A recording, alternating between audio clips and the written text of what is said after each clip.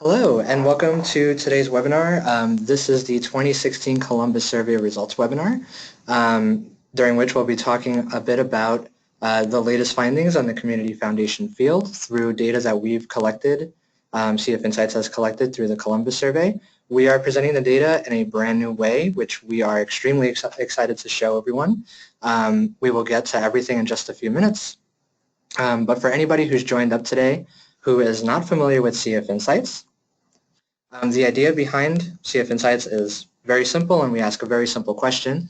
That is, what if each community foundation could know what all community foundations collectively know? We do this through contributions of the field, which are your contributions, to share knowledge about where the field is now and where it's headed.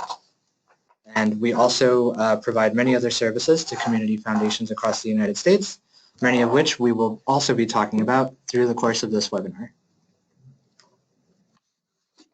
I want to quickly introduce today's speakers. My name is David Rosado, and I'm the Member Services Manager for CSM Sites. And joining me today is Diana Esposito, who I will allow to introduce herself right now. Diana? Thanks, David. And hi, everyone. My name is Diana Esposito, and I am a consultant at CSM Sites, and I recently rejoined the team about a month ago. So thanks for being here today.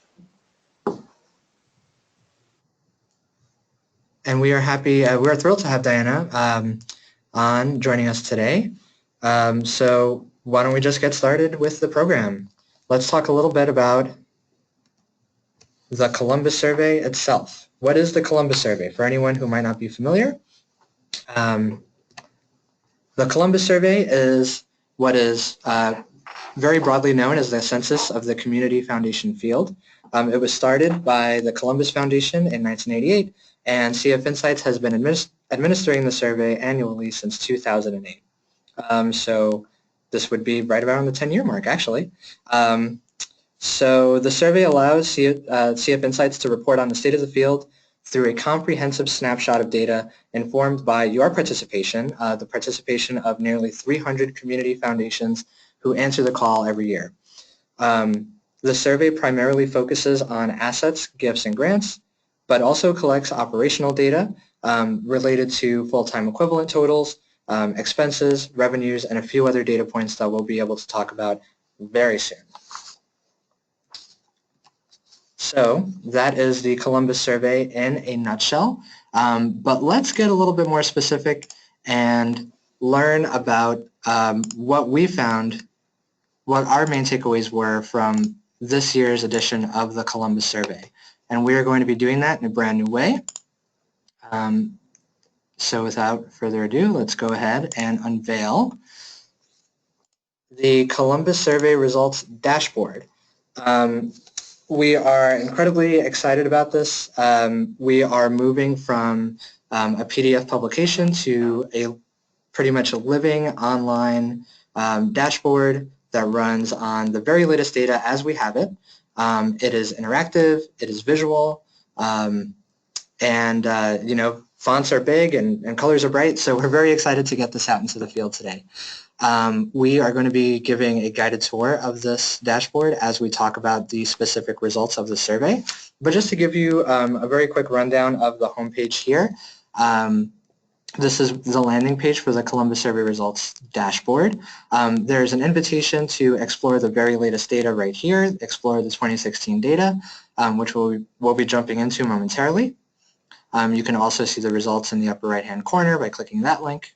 But if you scroll down on the homepage, you see these very large graphics with some key findings that are related to specific sections of the dashboard itself.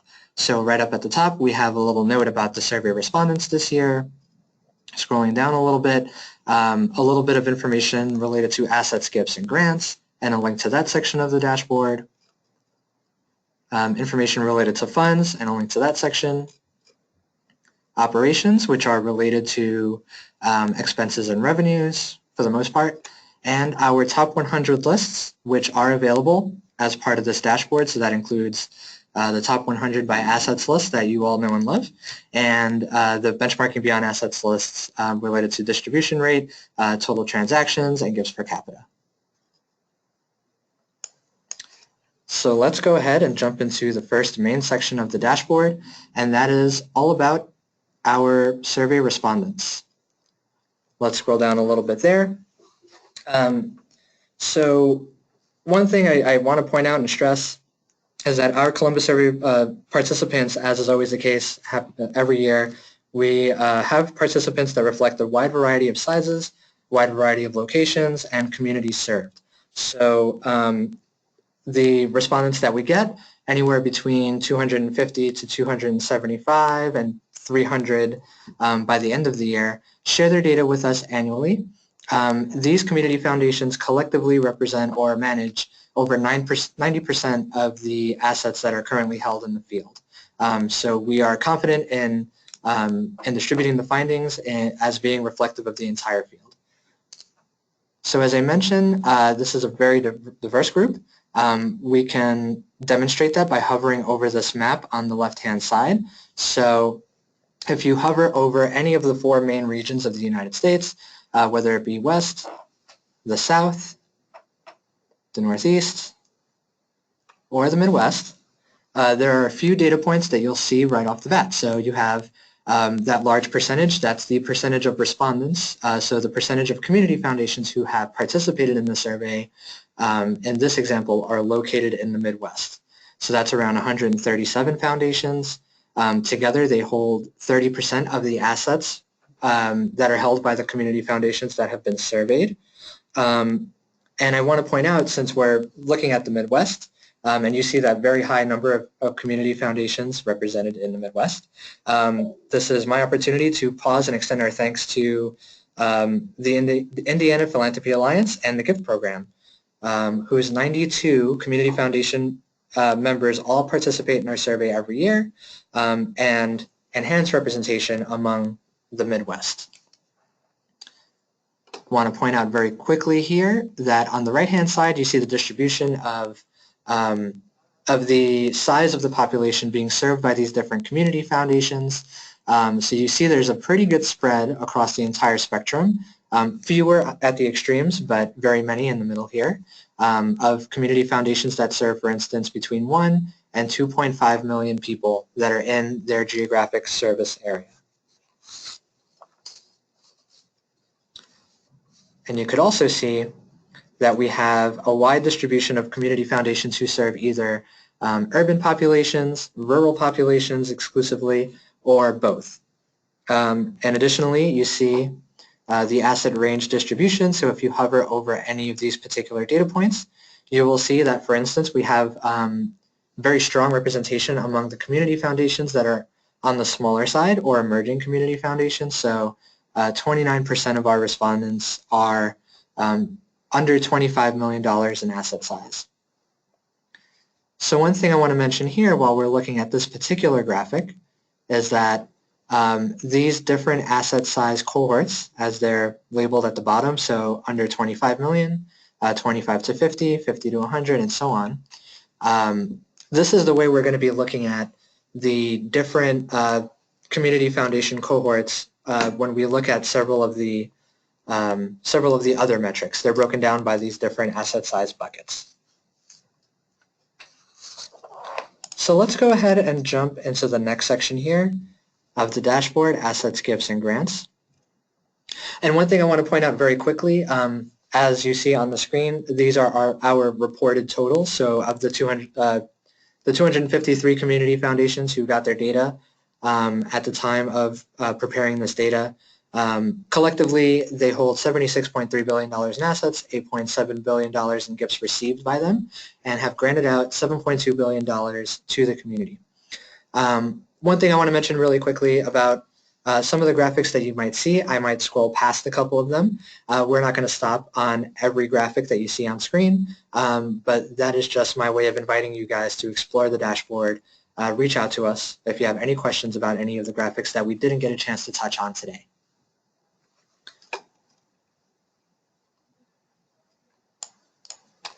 So this is a graph of the total reported assets, gifts, and grants over time.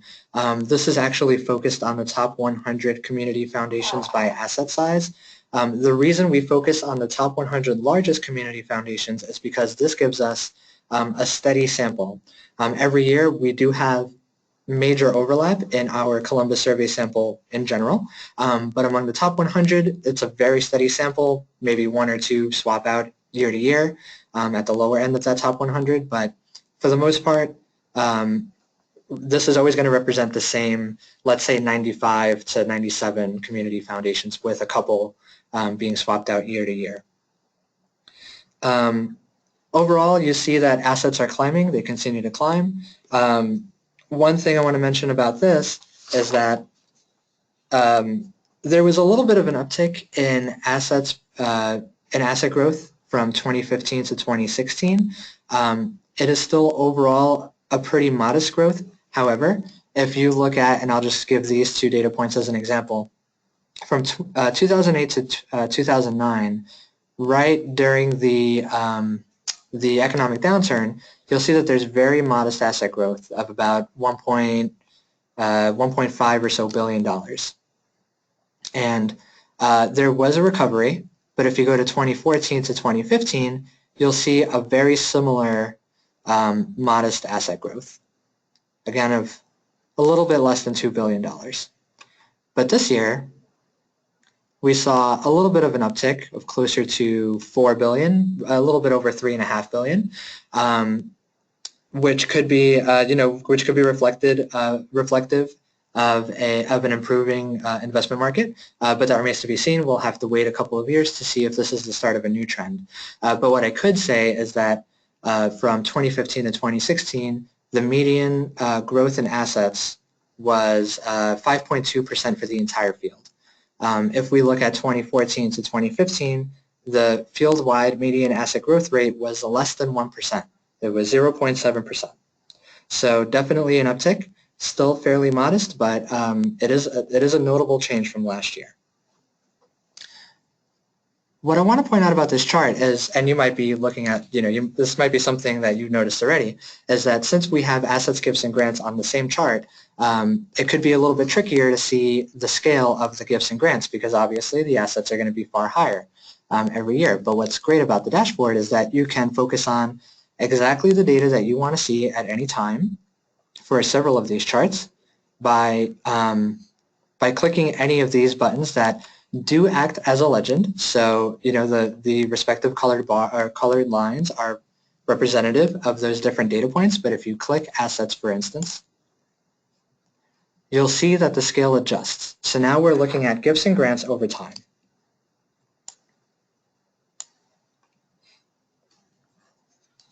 And as you can see, gifts have increased from 2015 after actually decreasing going from 2014 to 2015 for this sample. This was the first such decrease since the economic downturn again. So if you go, you can see it pretty clearly. Let me go ahead and turn off grants so that we're only looking at gifts. You can see a decrease from 2008 to 2009, and then steady growth since then until 2015. But this year, we see a gifts received total of close to $8.2 billion, which is a new high. It's higher than it was in 2014 and certainly higher than it was in 2015. And if we switch to grants, we can see that there's steady growth in grant making, driven by donor managed funds as well as community foundations that are keeping to their missions and their payout rates.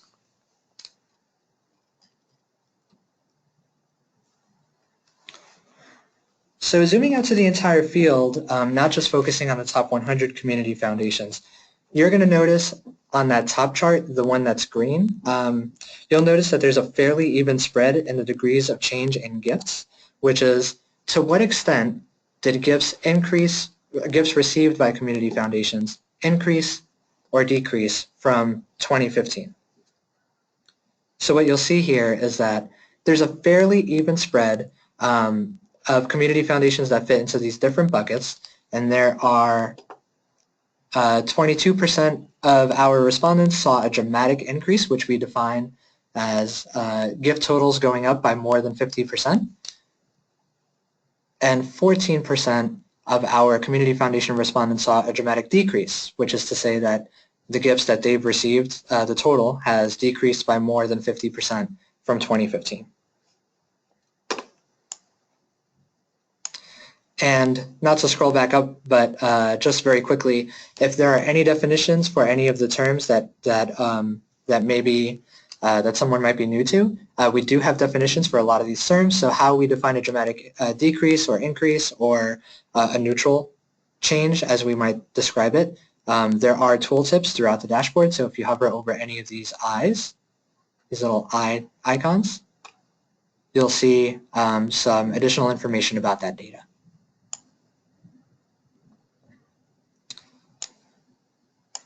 In terms of grants, grants are quite a bit more simple to forecast year over year. It stays pretty steady. You can see that by noticing that there are very few community foundations at the extremes. So only 3% of community foundations saw a dramatic decrease in their grant making. 13% saw a dramatic increase in their grant making, which together is only about 16% of community foundations are at the extremes, whereas with gifts, there are 36% of our respondents are at the extremes of the spectrum in terms of gift changes over the last year. With grant making, 83% of our respondents experienced either moderate or minuscule changes in grant making from 2015 to 2016.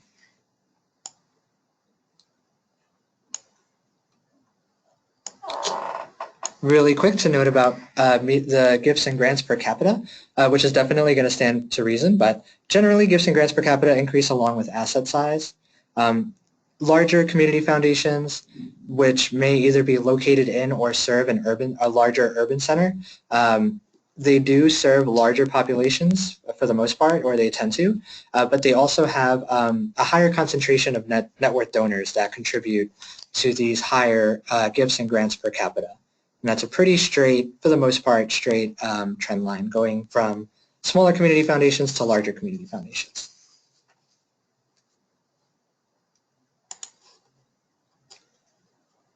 Let's look at funds. And this is more specifically the product mix of community foundations, focusing on donor advised funds, discretionary funds, and all other funds at the community foundations. On the left-hand side, you see the product mix, the average product mix for the entire field. So for the entire field, we see that community foundations have about 22% of their assets in donor advised funds, 19% of their assets in discretionary funds, and 58% in all other funds.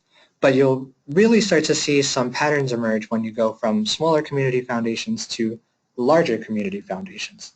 So right now we're looking at the very smallest. These are community foundations under $25 million in total assets. On average, they about 10% of their total assets are in donor advised funds, while discretionary funds make up just over a quarter. This is another point at which I can mention the Indiana community foundations, many of which fall into the smaller ranges. So through the Lilly Endowment, they emphasize the growth of endowed discretionary assets. So they're going to have a larger portion of their total assets in discretionary funds.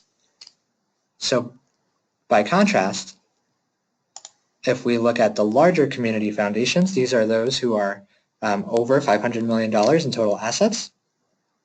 We see that donor advised funds now account for 35% of total assets, whereas discretionary funds come down to about 13%. For larger community foundations, as you'll see here, the combination of having a larger proportion of donor advised funds and a larger proportion of non-endowed assets could reflect some additional grant-making flexibility at those community foundations. So let's move to distribution rates. You might remember that earlier I mentioned that the continued climb of grant making activity. So what you're looking at here are very healthy distribution rates among community foundations of all sizes. The lime green here, the bottom area, is the distribution rate of the entire foundation, whereas the darker green, the area chart that's kind of standing above it, represents the distribution rates of donor-advised funds specifically. So that rise in, or that continued rise in grant-making activity is in no small part due to the activity of donor-advised funds, which in all cases have a higher distribution rate than the foundation as a whole.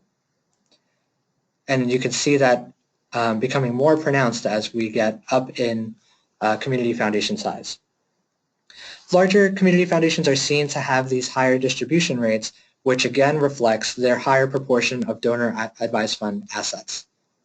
There's a smaller difference between donor-advised funds and the entire foundation and the smaller guys, as they have a smaller proportion of assets in donor-advised funds.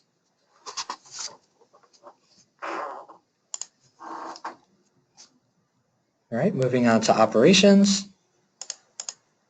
Let's look at the revenue mix here.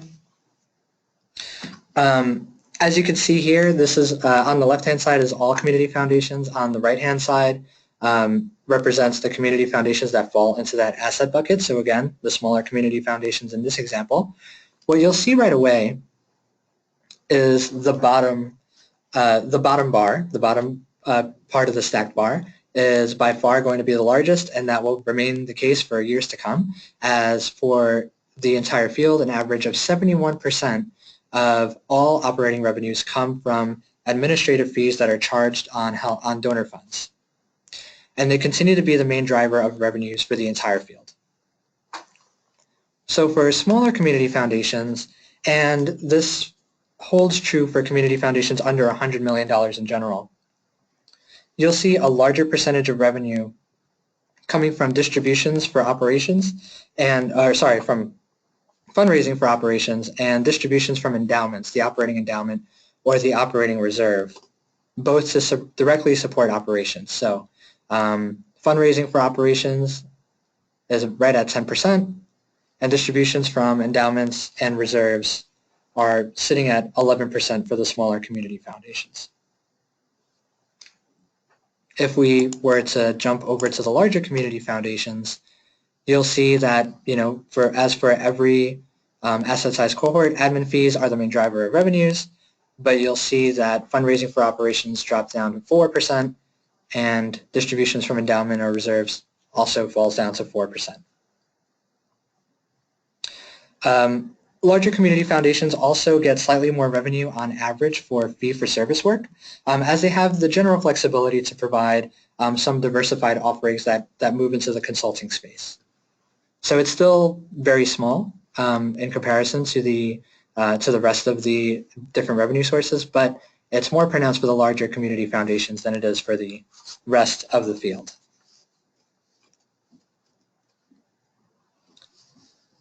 A quick note on surplus versus subsidy. So what this bar chart is showing basically is whether or the amount of community foundations that either generated more operating revenue than operating expenses or vice versa. Did they have a higher total of operating expenses than the revenues that they brought in for that year and thus generate a subsidy? Over half of our respondents generated some degree of surplus revenue. So that is, again, they earned higher operating revenues than they generated operating costs, or broke even. The largest proportion of community foundations have broken even, so that is to say that they're within 10%, or actually no, within 5% of the operating endowment, or sorry, the operating revenues and the operating expenses are within 5% of each other. In general, unrestricted funds are commonly used to cover any gaps between revenues and expenses to subsidize operations. So they might be used in the community foundations that fall into either of these two buckets. But one thing to keep in mind is that will, of course, impact the foundation's grant-making capacity. One final note about the Columbus Survey dashboard itself that I want to point out here.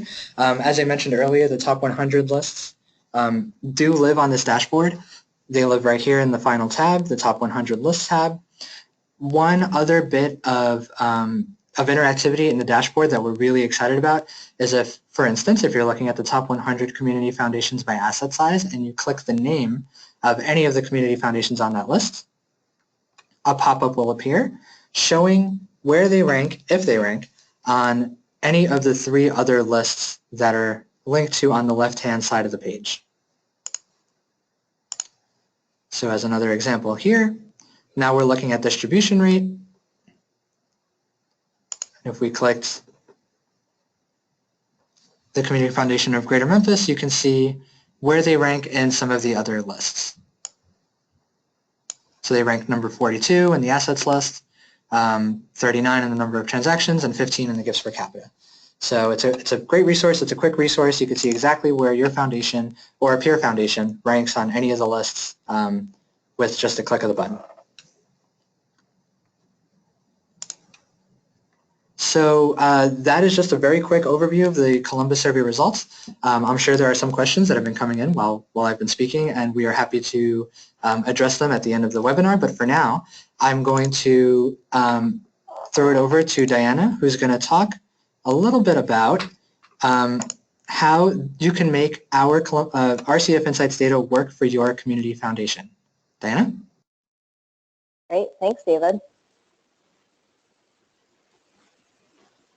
Okay, and now that you got a sense of how the field performed in 2016, we wanted to switch gears a little bit and wanted to give you a sense of how you can use this data when benchmarking your individual foundations.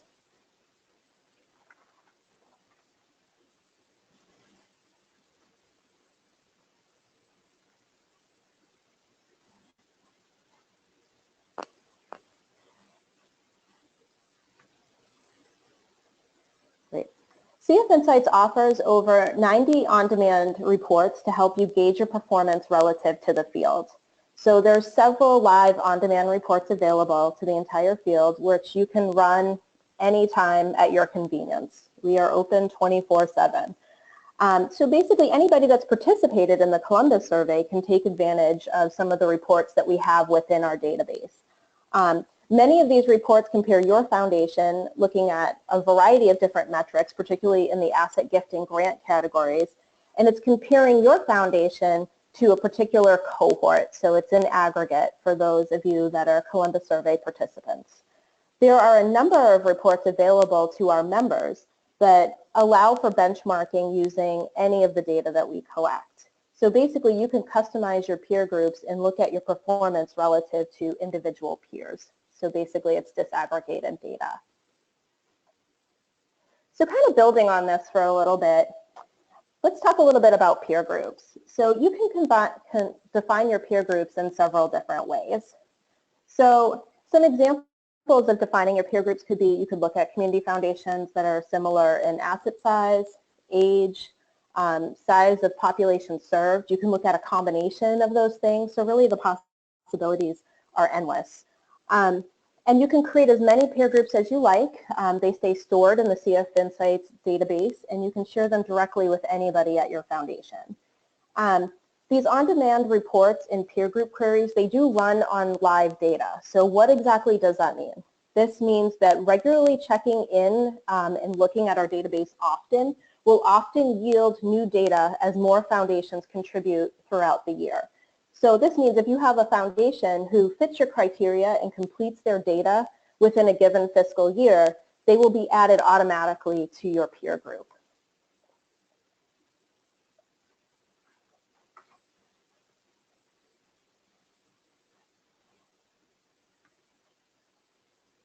So another offering that CF Sites provides is the peer benchmarking dashboard, and this is definitely one of our most popular offerings with CF Sites. And this is really a great way to take advantage of the 2016 data.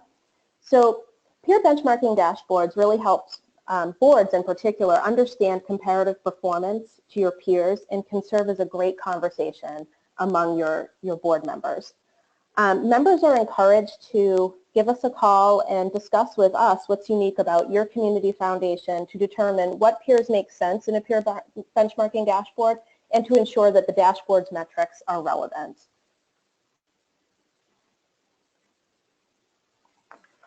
So again, let's just take a look at some of the peer benchmarking on-demand reports, and let's use them as a way to answer some questions that you may have at your organization. So, for example, how do my gifts received per capita align with other statewide peer foundations? Or how does the average fund size at my foundation compare to peers who also serve smaller populations in rural areas? And how does this intersect with the number of foundations managed by each FTE for peers? So let's take that first question. How do my gifts received per capita align with other statewide foundations? And here, you can look at our gifts per capita report, which features a handful of statewide community foundations. And we have a bar chart here that depicts that data.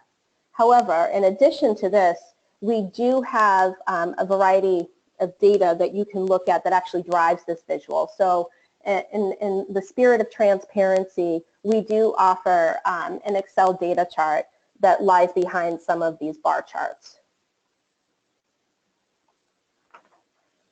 And the next report kind of looks at both of the questions that we asked.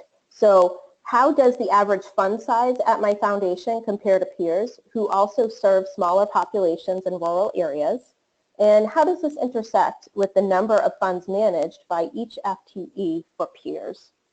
So here's our average fund size and funds per FTE on-demand report. And this is showing a group of community foundations that serve smaller rural populations. So specifically, we looked at a population that's serving between 25 and 50,000 folks. And looking at community foundations with an asset size between 25 million and 50 million. You can see pretty easily which foundations have staff that manage fewer larger funds or a higher number of smaller ones.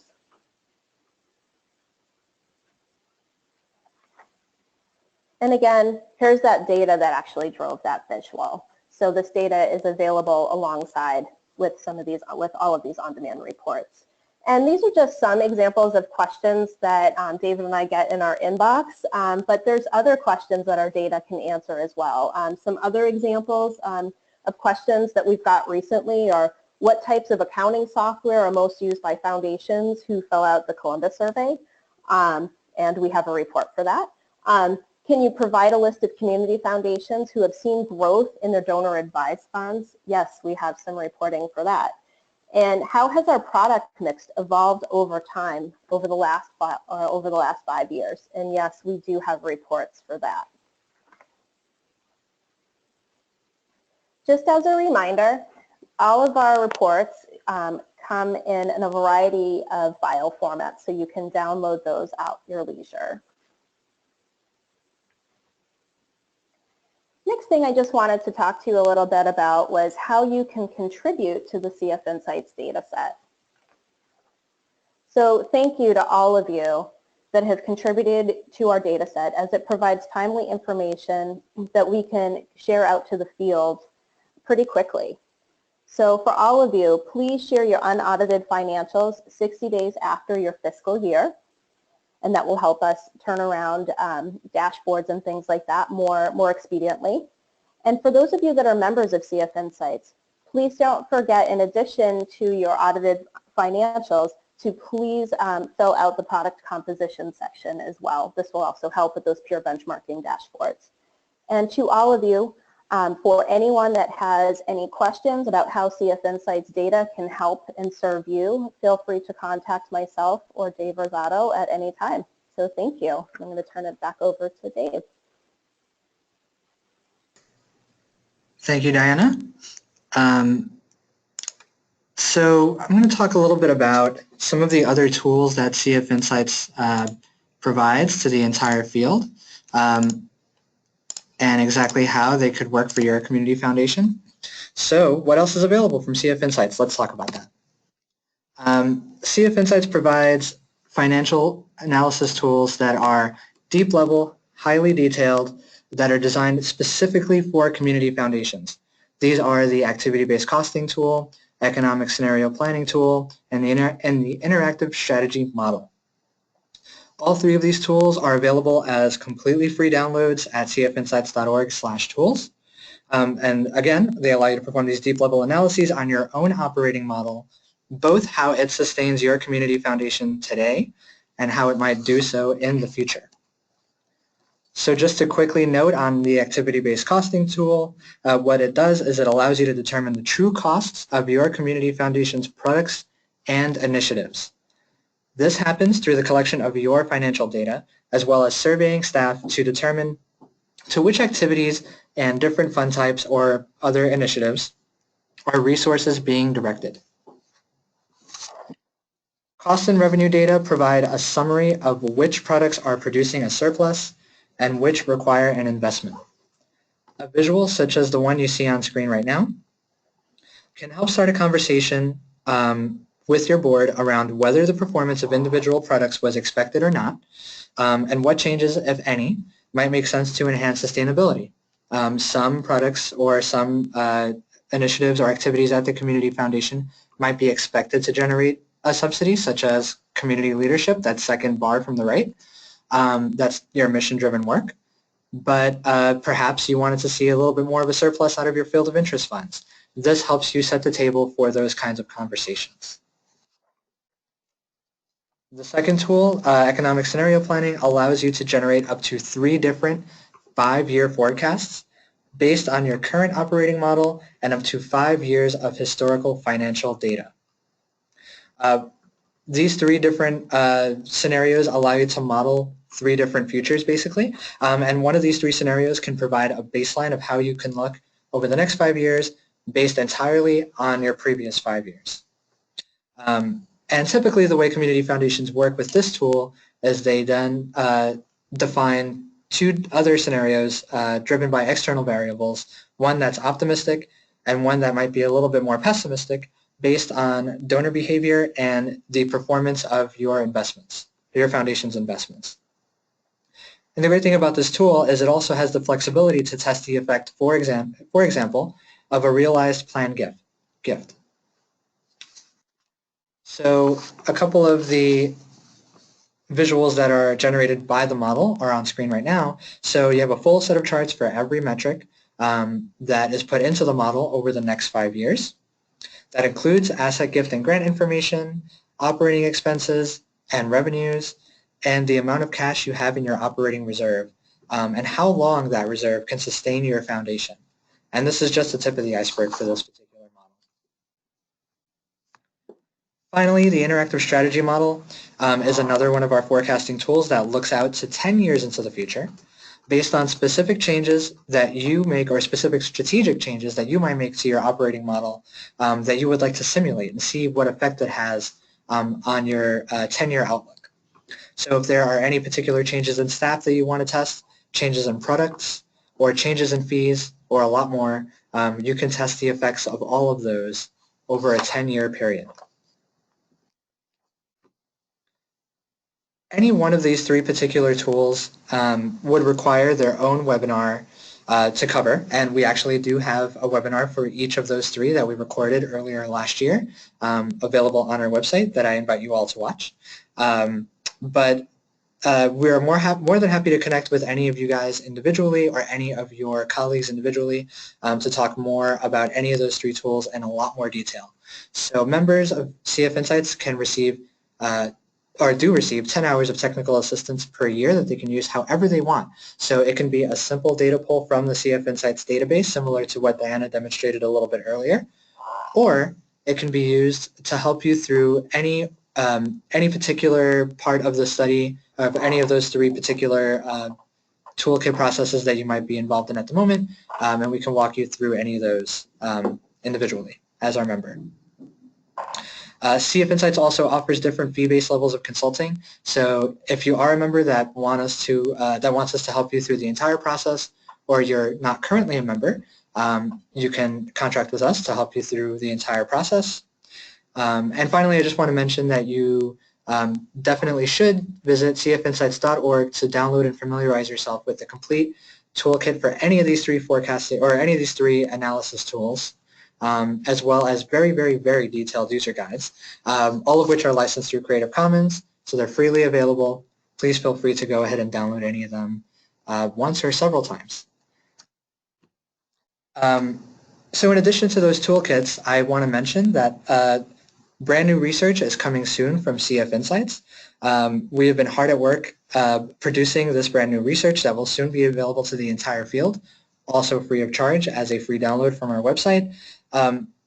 This resource is something that we actually worked on together with CF Leads that is going to explore, or that does explore, the current state of philanthropy serving organizations just like CF Insights or CF Leads, and what our current relationship is with the community foundation field, determining what these infrastructure organizations are currently best at, what gaps currently exist, and we even lay out some next steps for strengthened collaboration in the near and far future.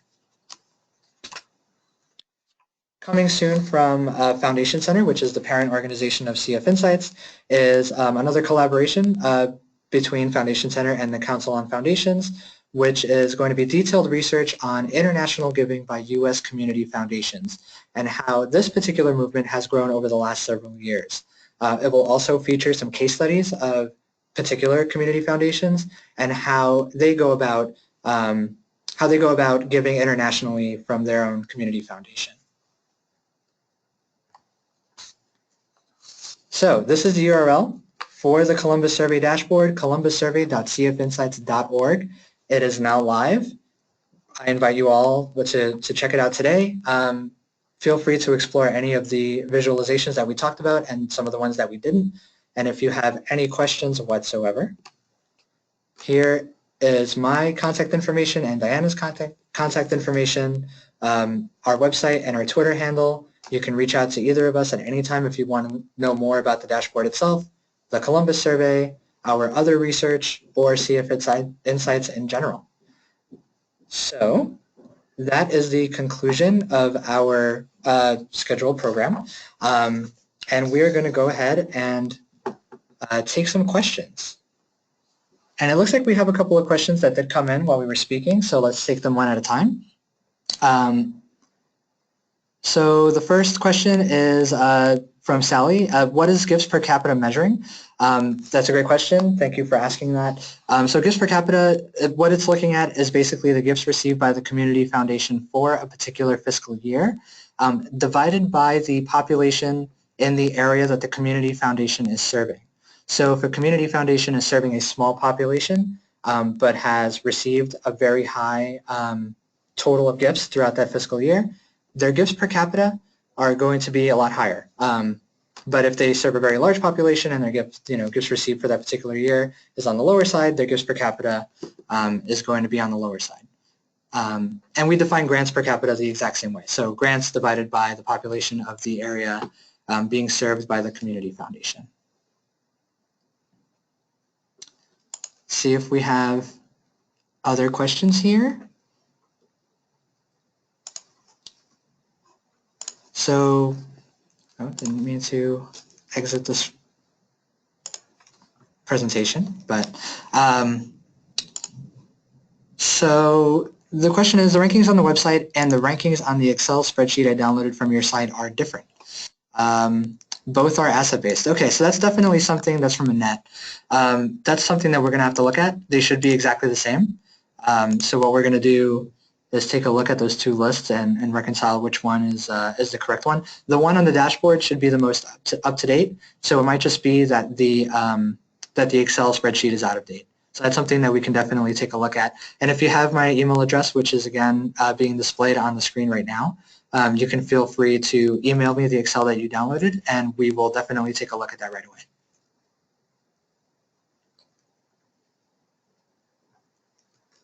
Looks like we have another question. Will slides from the presentation be available for download? Yes, we can definitely do that. We will just link to it on our website. We'll just save it as a PDF and and link to it from the Columbus Survey landing page. Absolutely. Thanks for the question. Yep. Oh, and additionally, I just wanted to add that we'll also be putting up on our website a recording of this webinar alongside with the slides. That's right, yep.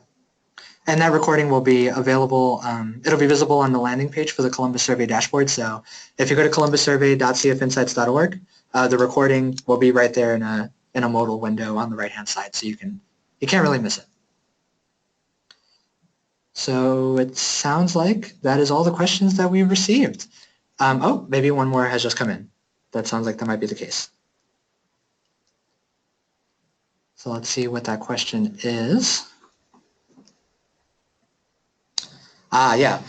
So the question is about the salary and benefit data. So that is actually a survey that is the results to which are disseminated by the Council on Foundations. But I believe, and actually my colleague Larry McGill, who's the Vice President for Knowledge Service, might be able to say a little bit more about that. Yeah, hi. The survey that you're referring to is actually run by the Council on Foundations and has been for many years. We have been the research partner to the Council in doing that survey over the years, and if you are interested in learning more about the details of that survey, all of the information is disseminated through the Council on Foundations website, and we are responsive to requests from the Council to serve the needs of their members. Great. Thanks, Larry. All right, it sounds like we have taken on all the questions that we've gotten at the moment. As I mentioned, all of our contact information is on screen right now, so yeah, just feel free to email either of us at any time with any questions you might have after we adjourn today. Thank you, everyone, for joining this webinar. We hope that you go and explore the dashboard. We're really excited that it's finally live and available to share with everyone, so go ahead and explore and reach out to us anytime. Thank you very much.